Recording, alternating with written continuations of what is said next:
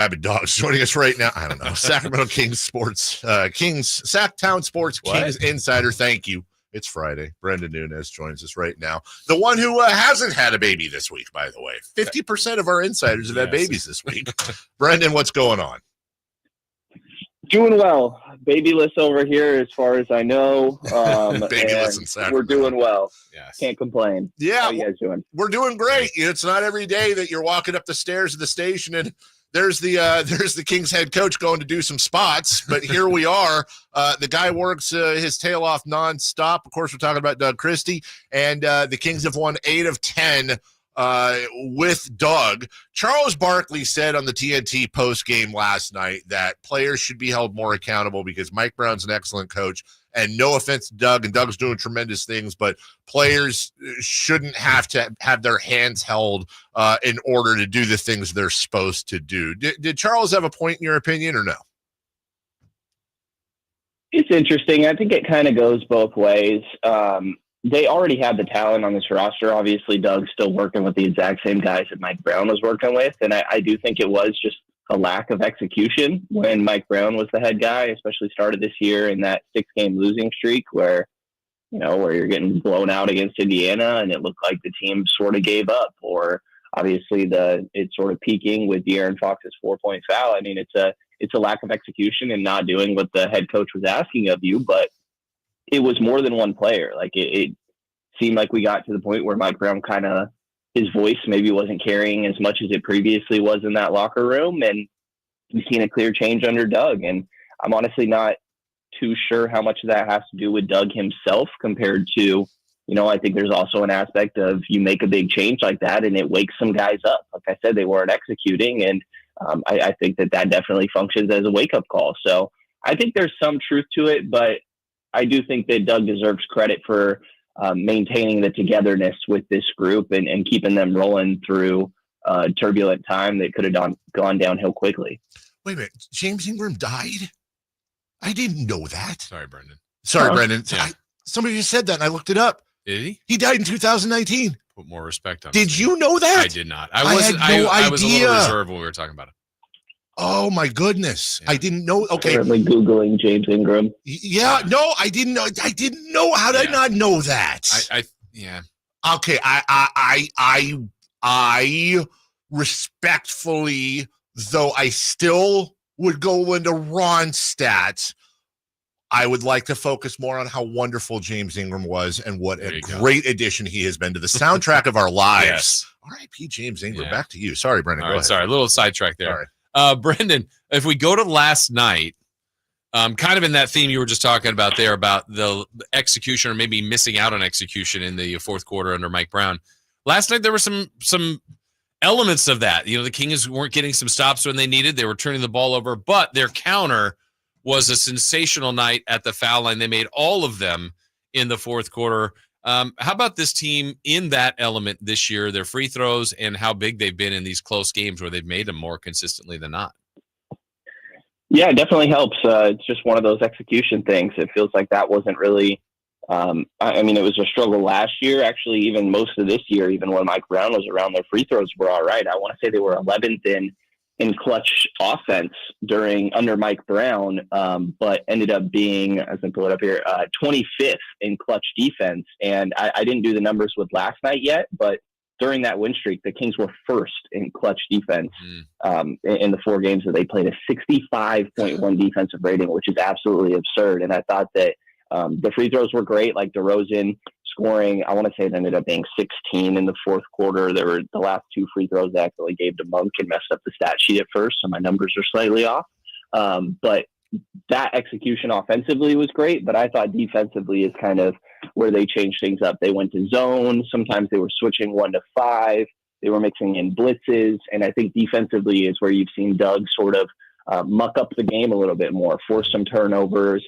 Keon's picking up full court, and you're seeing Devin do the same thing. So offensively, I think this group has the talent, and obviously the execution is needed, like we talked about, and they're doing that. But I think defensively is where we've seen the biggest growth. Speaking of, and I'd mentioned this earlier, I don't know if you noticed this or not, but what did we say, Jason? It was 4 minutes and something when Sabonis picked up his 5th foul. Yeah. And I really felt like it was a pretty serious strategic error on the Rockets' part, which I 100% welcomed. As soon as he picked up that foul, and you'll remember that Şengün was kind of cooking him down low during that late third, early fourth quarter as the Rockets were getting back into it, and they didn't go after him. I was specifically watching for them to absolutely go after Sabonis. Neither he had to back off and let him score, or they'd foul him out, and he didn't end up fouling out until under 2 minutes left in the game. To me, that was a huge inflection point we're not talking about enough. I don't know why the Rockets didn't target him. Yeah, I would agree. I would say also, I can't remember if it was the fourth or fifth foul. I was a little surprised that Christie didn't decide to review. I thought Domas kind of went vertical, and then obviously he ends up fouling out a little bit later. But I think that goes back to some of the defensive adjustments. You know, I asked Doug about their clutch defense, and that's what he pointed to, is making a lot of different changes. And I think that, you know, going to zone to sort of mess with any sort of Şengün post-ups or deciding to blitz the ball handles of Jalen Green to limit that penetration so they're not even fully reaching Domas. I think going to that zone sort of helps you hide him a little bit, especially when he has fouls and you're trying to avoid him getting even deeper into sort of trouble with obviously only having 6 a game. So I think switching up some of the defensive schemes definitely help. But to your point as well, I think Houston could have been a little bit more intentional with really going at Domas. You know, we've had different times this year in those close games, Brenden, where the Kings had lost. Now they've won a couple of these late, like last night. And there's been different guys that have been closers. Last night, DeRozan was absolutely incredible in his closing moment. Do you think they're going to still be able to work that out? And I think they've done better, but with Fox, with DeRozan, with even Monk as kind of the closers of this team. Yeah, I think that's been a weird aspect, right? Is obviously it's easy to be like, well, now you have 2 of the most clutch guys in the league, that your clutch offense should be great. And I think that we've seen it be a little more complicated than that. Of like, I think a lot of this has to do with guys catching a rhythm, especially late in games. And typically, you know, De'Aaron could come into a fourth quarter and know, okay, this is going to be all me right now. So he can just get to it. And DeMar would function the same way. But now they obviously share those responsibilities. And I think it's about noticing pretty early on whose night it is. And I would say most valuable skill that clutch scorers have is just being able to turn it on at any point, even when they're not necessarily rolling. So you would like to think that one of them struggles a little bit, even if it's a DeMar night in the fourth quarter, that De'Aaron can still hit big ones when you need it. And I think for the most part, you can recognize pretty early on in those clutch moments whose night it is that night and just sort of let them rock out, really. And last night was DeMar's night. We've seen De'Aaron have some as well. Malik big games in the fourth. And so a little bit of different lineups, but I think having the luxury of obviously having both is a benefit for the Kings. And they're starting to figure out, you know, maybe which one to go to on any given night. I don't expect you to have an answer here, Brenden, to be fair, but anything post-game, any insight at all? We saw Keon walk off the floor to the locker room. We you know, detective work. We didn't see a boot or a brace on him in the Kings post-game photo. Generally, we'll hear something this afternoon, whatever it may be. But any insights at all on Keon Ellis, or are we still on a wait and see?